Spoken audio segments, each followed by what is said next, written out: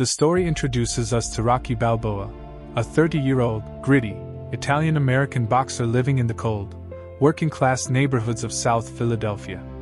Rocky is a club fighter who has never reached his true potential. He fights in seedy, smoke-filled chapels and low-end athletic clubs just to earn a meager $40 per match. The world he occupies is tough, gray, and unforgiving, matching the harsh winter landscape of Pennsylvania. He has no real direction, no steady income, and very few people who truly believe in his athletic capabilities. To make matters worse, his aging body is starting to take a permanent beating inside the boxing ring, yet he holds no bitterness toward his meager circumstances. He lives in a tiny, rundown, one-room apartment with his 2 small pet turtles, named Cuff and Link, and a single goldfish named Moby Dick. He is a gentle soul wrapped in a rough exterior, walking the streets with a quiet, lonely kind of dignity. He talks to his pets, shuffles his feet on the icy pavement, and dreams of a life that feels completely out of his reach. This chapter establishes a deep sense of urban isolation, showing a man who is essentially stuck in a repetitive cycle of survival. He is viewed by the neighborhood as a mere local bum, someone who will never amount to anything significant. Because boxing cannot pay his basic living expenses, Rocky takes on a secondary job to survive. He works as a street-level collection agent, an enforcer, for a local mob boss and loan shark named Tony Gazzo. Gazzo pays Rocky to track down neighborhood debtors who have fallen behind on their high-interest payments. Despite this intimidating criminal role, Rocky reveals his core compassionate nature. He simply does not have the stomach or the cruelty required to severely injure people for money. In one instance, when ordered to break the thumbs of a cash-strapped dock worker who owes Gazzo $70, Rocky deliberately disobeys. He accepts a partial payment instead, letting the terrified man go with a gentle, stern warning. This leniency angers his employer, but it highlights Rocky's inner morality. Later that evening, Rocky spots a young neighborhood girl named Little Marie hanging out on a dark street corner with a group of local hoodlums. He escorts her home, giving her a lecture about self-respect and the dangers of bad company. Instead of appreciating his guidance, she mocks him, telling him off with harsh language. This interaction reinforces his profound loneliness, showing that even when he tries to do good, the neighborhood pushes him away. He returns to his cold apartment, bruised and deeply unfulfilled. Amidst the grime of his daily routine, there is one bright spot that keeps Rocky motivated. Every single day, he makes a point to visit the J&M Tropical Fish Pet Store. He is not there to buy supplies, but rather to see Adrian Panino, a painfully shy, introverted clerk who works behind the counter. Adrian is a quiet woman who wears thick glasses, hides behind oversized sweaters, and avoids eye contact with everyone. She has been told for years by her family that she is an unattractive loser, causing her to retreat completely into her shell. Rocky is deeply drawn to her gentle nature, recognizing a kindred, lonely spirit. Every afternoon, he stands by the counter and cracks terrible, awkward jokes, trying desperately to win a small smile or a single word from her. Adrian, overwhelmed by her own intense social anxiety, usually responds with silence or a nervous nod. Rocky remains entirely undeterred by her coldness, patiently returning day after day. He speaks to her softly about his boxing, his life, and his animals, offering her a genuine warmth she has never experienced before. This subtle, slow-burning dynamic forms the emotional core of the narrative, establishing a powerful connection between 2 isolated individuals who are ignored by society. Rocky's athletic life hits a painful low when he visits Mighty Mick's boxing gym. Upon arriving, he discovers that his personal gear has been abruptly cleared out of his regular locker. His belongings have been stuffed into a cheap paper bag and tossed onto a communal rack affectionately known as Skid Row. Furious and humiliated, Rocky confronts Mickey Goldmill, the grizzled, 76-year-old gym owner and former prize fighter. Mickey is a tough, no-nonsense old man who holds nothing back.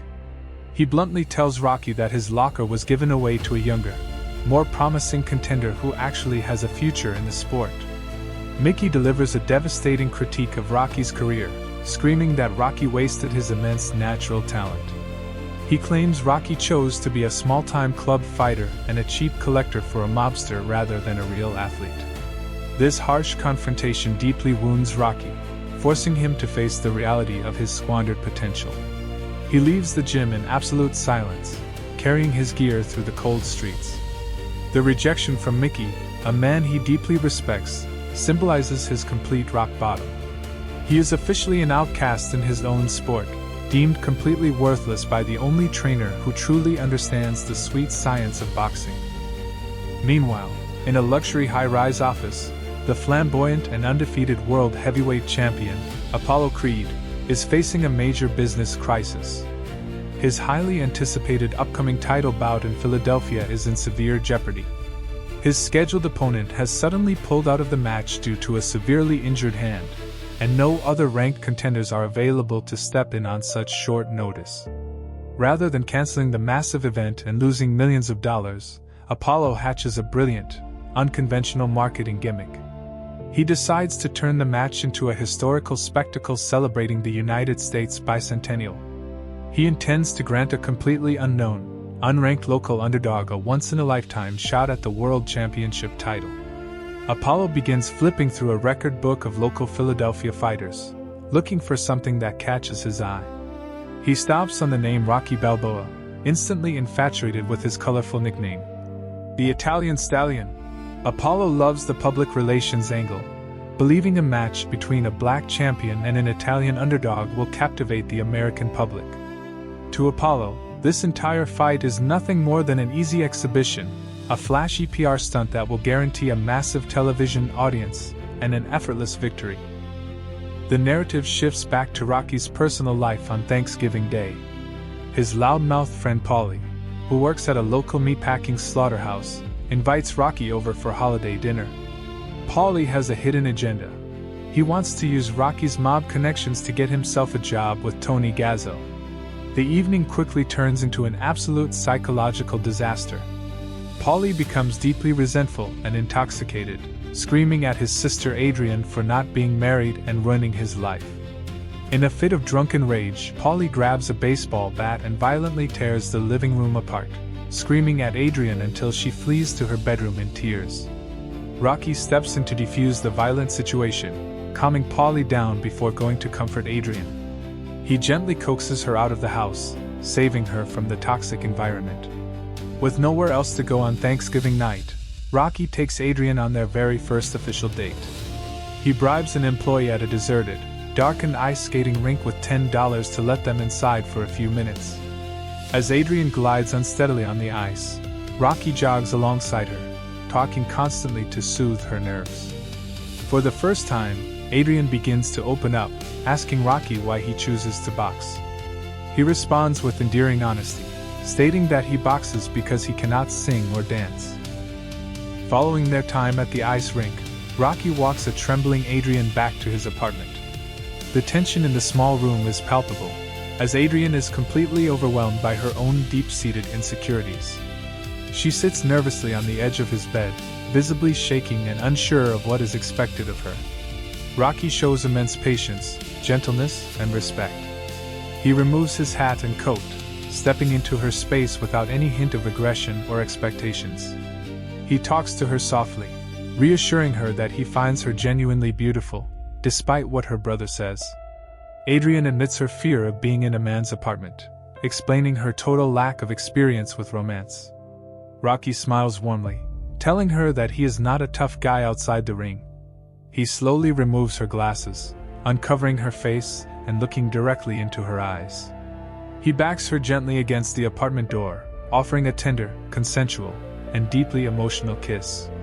In that singular moment, Adrian's intense defenses completely melt away. She wraps her arms tightly around his neck, reciprocating his affection fully. This beautiful scene solidifies their bond, transforming them from two lonely neighborhood outcasts into a unified couple ready to face the world together. Shortly after his romantic breakthrough, Rocky is called into the sleek downtown office of boxing promoter George Juergens. Rocky initially assumes that he is being summoned to act as a cheap sparring partner for Apollo Creed's upcoming match. He sits across from Juergens in his worn leather jacket, completely unprepared for the news. Jurgens stuns Rocky by revealing that Apollo Creed wants to fight him directly for the World Heavyweight Championship.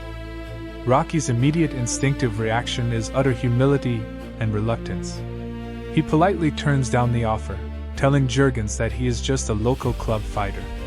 He explains that he would look foolish sharing a ring with a spectacular champion like Creed. Jurgens refuses to take no for an answer, delivering a persuasive speech about the American dream and the spirit of opportunity. He explains that the fight will pay an astronomical sum of $150,000. Realizing that this money could completely change his life and secure a future for Adrian, Rocky finally relents. He signs the official contract, thrusting his name into the national media spotlight. The news spreads like wildfire through the streets of Philadelphia, turning the local collector into a sudden, heavily criticized celebrity. When the news of the massive title fight hits the local papers, Mickey Goldmill realizes he made a terrible mistake. The cynical old trainer swallows his immense pride and walks over to Rocky's rundown apartment. Mickey enters the small room, completely changing his tune from their previous encounter. He offers his extensive services as a manager and trainer, pleading with Rocky to let him help. Mickey delivers a heartbreaking monologue about his own past, explaining how he fought for years but never got the breaks or the money Rocky is receiving. Rocky, harboring deep emotional wounds from years of being ignored, initially reacts with bitter anger. He yells at Mickey, pointing out that the old man never cared about him when he was a struggling nobody. Mickey, defeated and embarrassed, quietly apologizes and walks out into the cold night. Looking out the window, Rocky sees the frail old man walking away, and his anger quickly evaporates. He runs down the street, catching up to Mickey under a street lamp. In a silent, powerful moment of mutual respect, Rocky puts his arm around the old man, accepting him as his official trainer. They need each other. Mickey represents Rocky's only strategic hope, and Rocky is Mickey's final shot at boxing glory. With Mickey officially leading his corner, Rocky begins a grueling, highly unorthodox training regimen. The preparation is brutal, demanding an intense level of physical discipline Rocky has never known. Every morning at exactly 4 o'clock, in the freezing pitch-black darkness, Rocky wakes up. He cracks 5 raw eggs into a glass, swallows them whole, and heads out into the biting winter air for roadwork. He runs through the empty, gritty streets of Philadelphia, his breath visible in the cold. Meanwhile, Paulie offers up his meatpacking plant as a makeshift training facility. In a famous sequence, Rocky stands inside the freezing, industrial meat locker surrounded by hanging carcasses of beef. He wraps his hands tightly and begins using the heavy slabs of raw meat as punching bags, pounding them until his knuckles bleed. This bizarre training method attracts a local television news crew, who broadcast his raw, blue-collar preparation to the entire city. While Rocky is breaking his body in the cold, the film masterfully contrasts his work with Apollo Creed. Apollo is shown completely ignoring his physical training, focusing all his energy on corporate boardrooms, fight promotions, and merchandising deals. As the weeks press on, Rocky's physical condition undergoes a massive, visible transformation. His endurance increases, his punches grow sharper, and his confidence begins to slowly solidify. This culminates in one of the most culturally iconic training sequences in cinematic history. Rocky leaves his apartment for his final major morning run through the city. He sprints past the local outdoor markets, where supportive vendors throw him fresh fruit, and along the urban shipping docks. He pushes his body to the absolute limit, accelerating into a full sprint as he reaches the massive plaza of the Philadelphia Museum of Art. He charges up the 72 stone steps with explosive energy, leaving his past failures behind. Reaching the very top of the massive staircase, Rocky leaps into the air, raises his fists triumphantly over his head, and looks out across the sprawling Philadelphia skyline. The music swells, symbolizing his internal victory over his own self-doubt. He is no longer the sluggish mob collector or the forgotten club fighter. Through sheer force of will, he has transformed his mind and body into a legitimate, dangerous heavyweight contender, fully prepared to face the fight of his life. On the night before the historic New Year's Day match, Rocky visits the massive Spectrum Arena alone. The stadium is completely empty, dark, and echoing with silence. He looks up at a massive, inaccurate promotional poster of himself wearing the wrong colored shorts, realizing how little the boxing establishment actually respects him. The sheer magnitude of the situation hits him all at once, and his confidence begins to fracture. He returns to his apartment, unable to sleep, and climbs into bed next to a supportive Adrian. In a deeply tender and vulnerable moment, Rocky confesses his innermost fears to her. He openly admits that he knows he cannot defeat a spectacular athlete like Apollo Creed. However, he explains that winning the championship does not actually matter to him anymore. He tells her that his only real goal is to go the distance. He explains that no fighter has ever lasted a full 15 rounds against Creed without being knocked out cold. If he can stay standing until the final bell rings, he will prove to himself and the world that he is not just another worthless neighborhood bum.